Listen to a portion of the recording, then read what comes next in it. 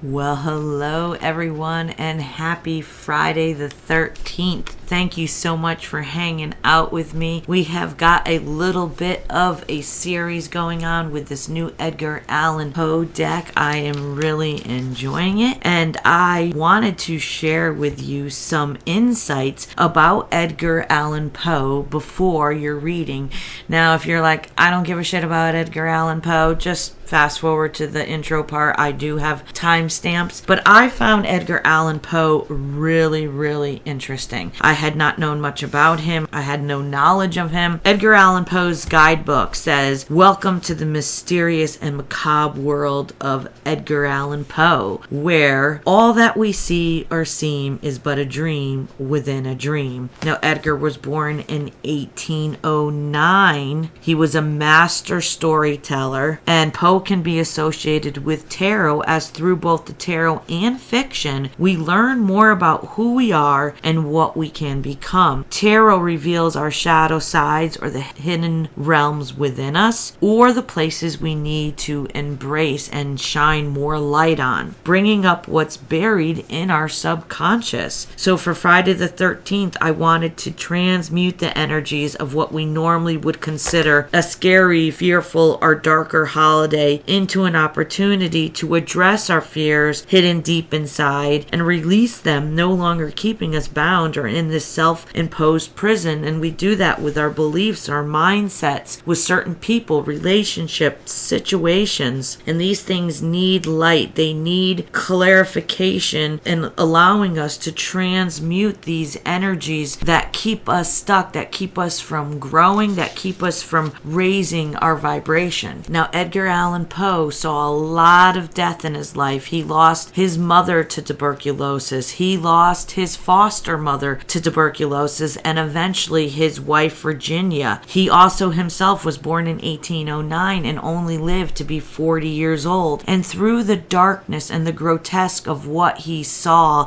during his life and the challenges, the pain and the suffering that he went through, he learned for that darkness to be his muse, for him to create through the pain. You know, a lot of the best songs ever written were written by artists who were in a low, painful spot in their lives, and Edgar Allan Poe did that. He became creative within the dark energy. What I found interesting is that his mother actually died of TB in Richmond, Virginia. So as we look at Poe and his life, you know, he did not live to be very old. I mean, 40s was pretty old when you're in the times of tuberculosis, which they called Red Death, because basically you ended up coughing up blood and choking to death, which is horrible. But before we go on, why are Fridays that fall on a month's 13th day so fearful? Let's tie it into Edgar Allan Poe. You know, we know Friday the 13th is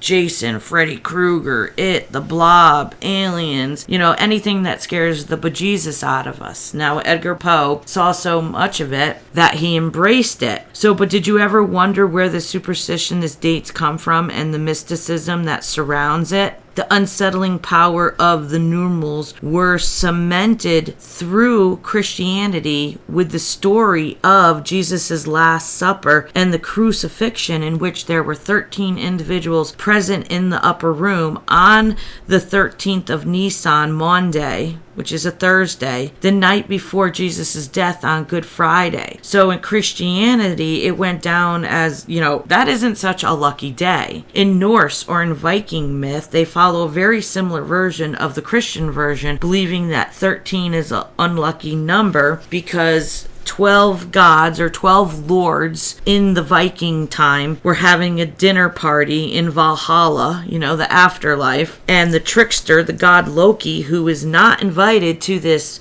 party, this dinner, arrived as the 13th guest, and he was only there because he had arranged the assassination of their leader Balder with a mistletoe-tipped arrow. So the Vikings had a very similar superstition about Friday the 13th, but it kind of came from a little bit of a different aspect. Now we got the myth that links Friday the 13th with the fall of the legendary warriors known as the Knights Templar. On a fateful Friday, more than 600 Templars were arrested, brutally tortured, getting confessions from many of their dark activities. Darkness cannot exist in light. So all these perceived bad luck events that we label dark or unlucky, yes, horrible, difficult times. But the one thing that all these things have in common is that they ushered in change. One way or the other, there was transformation and change. And sometimes transformation is ugly.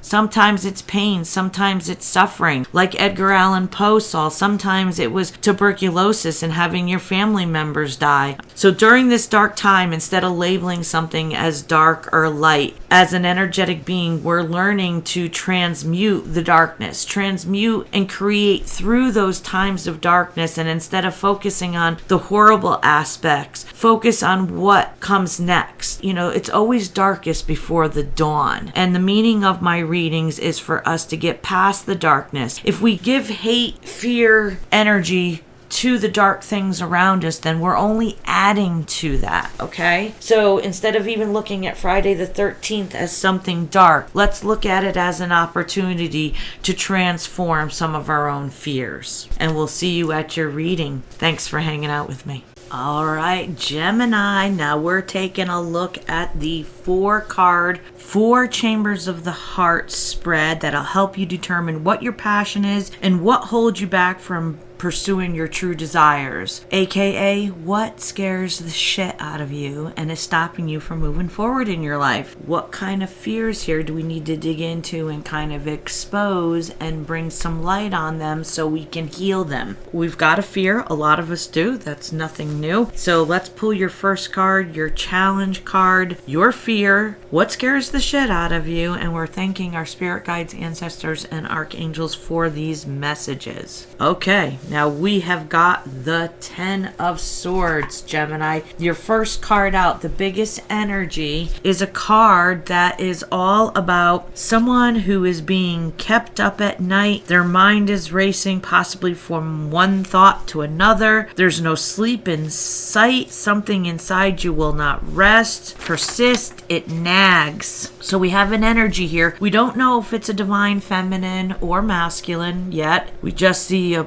person stuffed in a chimney. So I don't read for gender, so reverse the roles as they resonate for you. And when we listen to the tales told by the tarot, look at it through a lens of you have divine masculine and divine feminine both inside you. Each of us do. So when we have stories about divine masculine, it doesn't necessarily mean it's another person. It can be about our divine masculine side. So kind of turn it in the perspective that resonates with you. If it doesn't, leave it. Don't force it, okay? Now, this 10 of Swords is somebody, we have an energy that is resembling an individual who is kept up many nights till the wee hours of the morning. This is someone who tosses and turns and wrestles with their thoughts and their racing mind, and their mind shows no mercy. They just go from one thought to the next with no sleep. Inside, this individual finally sighs and embraces, the scary thing that terrifies them. The 10 of Swords in the Edgar Allan Poe deck has one of the most intense images and the roughest messages to accept. This card heralds a significant ending and the beginning of a new cycle. 10s are the endings of cycles. So the 10 of Swords is the end of these thoughts that keep going through our heads over and over again. Something that we need to do, something we need to say, something that we need to address keeps playing in this individual's mind for many, many a sleepless nights. And although they are petrified of what comes next, they know that they must face this or they're never going to get out of this energy, this challenge of living in a state of fear and living with all this anxiety. change and transformation are scary indeed, but an inevitability for all that live, all that are incarnated here as a spiritual energetic being, occupying our meat suits, our human vessels here. So Gemini, either you fear maybe resisting an ending to something, or someone in your energy is resisting an ending with you, and you may be scared shitless, or this person could be scared shitless, but the energy is saying that the sleepless nights have gone on for so long that this individual is starting to accept that change and a new beginning cannot be avoided. They can't go on like this. They can't go on without an ending or a resolution. Whatever is on their mind is just picking away and nagging to the point where they are having no choice to surrender, and the more I resist it, the more difficult it's going to be, and the more sleepless nights I am going to have. Gemini. Whoa. All right, so card number 2. This is the passion, the second chamber of the heart. What is driving this individual to passionately make changes or transformations in their life, other than the fact they're tired of staying up all night? So when the universe or spirit is working with us about something, at first it kind of comes at us like, subtly, like hint, hint, hint, peck, peck, peck. You might want to take a look at this, peck, peck, peck. And we ignore it. And then eventually that pecking gets louder and louder. And then the messages get more obvious. And then if we don't listen by the messages and the signs and the synchronicities, then things start falling apart, because then we have to have tower moments in order to look at things from a different perspective. So everything is aligned for us to learn a lesson. The card number 2, the passion, is the Fool card. Now that's card number 0. That is the first card in the major arcana, and this is the beginning after a long journey, after a lot of sleepless nights. This person's passion is that they want to be the fool. They want to be the jackass. They want to take a risk. They want to boldly go where no man has gone before. Let's read about the Fool in Edgar Allan Poe's book for shits and giggles. So the Fool is a free spirit, a risk taker, an adventurer, and an optimist. The Fool opens doors to new worlds and new ways of living. Fortunato from Poe's masterpiece, The Cask of Amontillado, is a most excellent fool. Not only does he take risks and pursue pleasure at all costs, but when we meet him, Fortunato is even dressed like a fool. The man wore motley. His head was surmounted by the conical cap and bells. Like, he dressed the whole part. He had no problem putting on the clown suit or the jester suit and wearing it with dignity. So in this image, Fortunato walks ahead of his friend Montresor through the Montresor family catacombs. Montresor has lured Fortunato into the nitre-crusted vaults by appealing to Fortunato's vanity. He needs someone to authenticate a cask of Amontillado wine, and only the best connoisseur will do. So it goes on to say that Fortunato teaches us to keep an open heart, but not fall prey to deceit. So this Fool, he deceived himself for a very long time, thinking that he could just sit back in the shadows and not address whatever was persistently pecking on his brain every night that this person laid their head down. The Fool is represented by a divine masculine. So now we have one energy or the other. Again, flip around how it resonates with you. These aren't genders. This person wanting to be this adventurer, wanting to be this risk taker, the big balls McGraw, where he goes out there and he's spontaneous and he takes action. That is his passion. That's who he wants to be. And he sees here, this card represents that there is an opportunity knocking. It's saying, take a risk in life or a chance on love. Pack your bags for a spontaneous trip. Have an idea for a product or a business. Projects have the green light, so charge ahead. Open the door. Begin your journey. And we saw that he held on to change, and he held on to transformation so tightly. He was so uncomfortable with the unknown, but finally it got to be the best of him. He just had to get over this constant state of these sleepless nights and this indecisiveness. So this is saying that you can begin a journey. Follow your heart. Leave fear at the door. Even if you don't quite know what you're doing, have fun. Play as if you're a child. Take a leap of faith. Be open to new love. And if it means dressing up in a clown outfit and showing up and making an apology, well then do it.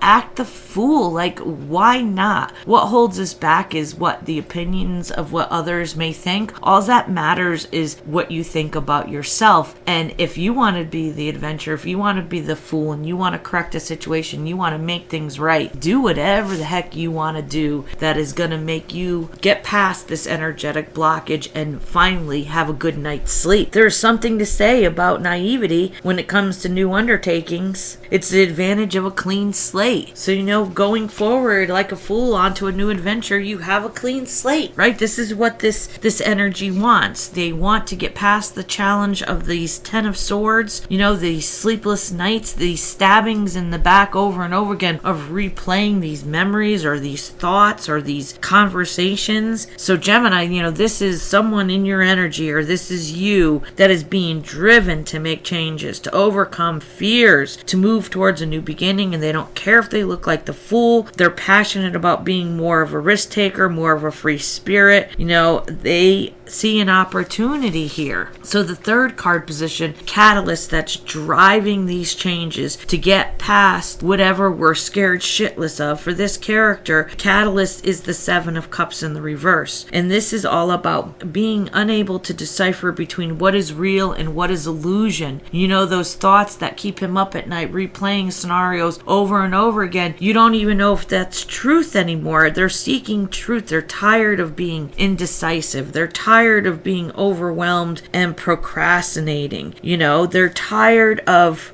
resisting this change that just keeps pushing and pushing them to act a fool and go out and do something crazy. So Gemini, what is this? Oh my gosh, this is some crazy energy. So card number 4, the path home for this individual. Okay, let's take a look at this now. So the path home, okay, the path home to overcoming this fear, overcoming a situation that's kept somebody up at night from taking a risk, from being the person they really wanted to be, someone that is a free spirit, that's more adventuresome, that doesn't sit in analysis paralysis over and over again. And the path home is the 4 of Cups in the reverse. Now, in the past, somebody may have offered this individual something and they had turned it down and has been looking at it ever since as a missed opportunity. So the path home for this character, regardless of whether or not it's a divine masculine or a divine feminine, the story is still the same, that just because a period of time something did not go the way we wanted it to go, or maybe we didn't see it for what it was and we missed out on an opportunity, it doesn't mean that we're not given the opportunity to try again, to be the fool, to have a new adventure, to close an ending or a cycle of something and have a new beginning. So what darkness or fear is calling for the attention, Gemini, is that fear of changing who you are and becoming the adventurous person, becoming the person that doesn't think too much about things and get stuck in indecisiveness and inability to move. Somebody that can keep flowing and go through things and process them and learn the lessons and then keep trucking forward. And that's what we're all trying to do. So Gemini, this looks awesome. If you enjoyed this reading, please smash that subscribe button. Liking, sharing, subscribing, any of those energetic exchanges helps this channel grow, and we do appreciate that so much. And I hope you enjoyed this Friday the 13th reading, this Tale of the Tarot. And we have Edgar Allan Poe to thank for this series and his different perspective on looking at the darkness from a different light and being able to embrace that side of us and create and change and transform through the darkness. We'll see you at your next reading, Gemini. Peace and love.